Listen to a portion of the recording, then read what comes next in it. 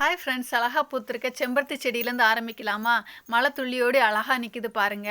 இந்த டாலியா செடியை ஏன் காமிக்கிறேன்னா, நேற்றுக்கு நான் வீடியோவில் சொன்னேன் பார்த்தீங்களா, கட்டிங் எடுத்து வச்சு நட்டதுன்னு. அதோட நிலவரம் தான் இது.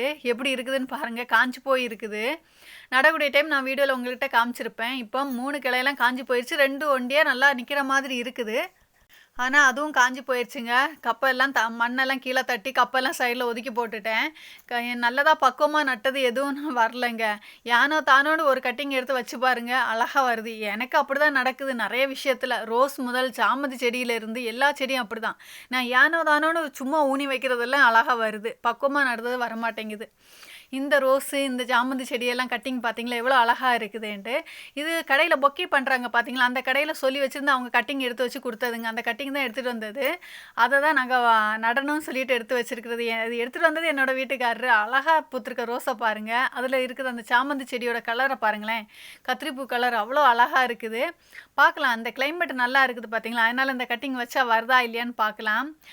ரொம்ப ஆசை இப்படியெல்லாம் கட்டிங் வச்சு அதில் திழுத்து வந்து ஒரு பூ பூத்துச்சுன்னா அதோட சந்தோஷம் ரொம்ப பெரிய சந்தோஷமாக இருக்கும். அதனால தான் இன்றைக்கி எடுத்துகிட்டு வந்தது. இது எடுத்துகிட்டு வந்தது சண்டே எடுத்துகிட்டு வந்ததுங்க. சண்டே எடுத்த வீடியோ தான் இது. இப்போ அதை எடுத்துகிட்டு வந்து அன்றைக்கி சாயங்காலமே எடுத்து நட்டுட்டார் எல்லாத்தையும். ஏன்னா அன்றைக்கி தான் டைம் கிடைக்கும் நடுறதுக்கு. இருட்ட வேற போயிடும், இருட்டிடும். அதுக்கு முன்னாடி நடணும்னு சொல்லிட்டு எல்லாத்தையும் கட்டிங்கெல்லாம் ரெடி பண்ணி எல்லா பாட்டிலையும் எடுத்து வச்சுட்டார். சின்ன சின்ன பாட்டில் எடுத்து வச்சு கத்தாழை ஜெல் எடுத்து இந்த வாட்டி ட்ரை பண்ணி பார்த்துருக்காரு. எடுத்து ஊனி வச்சுருக்காருங்க. அவருக்கு இந்த செடி, மீன் இதற்கு மேலெல்லாம் ரொம்ப ஆசை. நிறைய நட்டெல்லாம் விட்டு நிறையா செடியை பெருசாக்கி எனக்கு தருவார். நானும் பார்த்துக்குவேன். 2 பேரும் ஷேர் பண்ணி பார்த்துக்குவோம். அழகாக பூத்துக்க செம்பருத்தி பூச்செடியை பார்த்தீங்களா, வானத்தை நான் தொட்டுட்டேங்கிற கம்பீரத்தில் நிற்கிற மாதிரி நெடுநீளமாக பூத்து நிற்குதுங்க. இந்த செடியை பாருங்கள், இன்றைக்கி காலையில் எடுத்ததுங்க. குப்பை போடுற இடத்துல 2 செடியை கொண்டு வச்சுட்டு போயிருக்காங்க.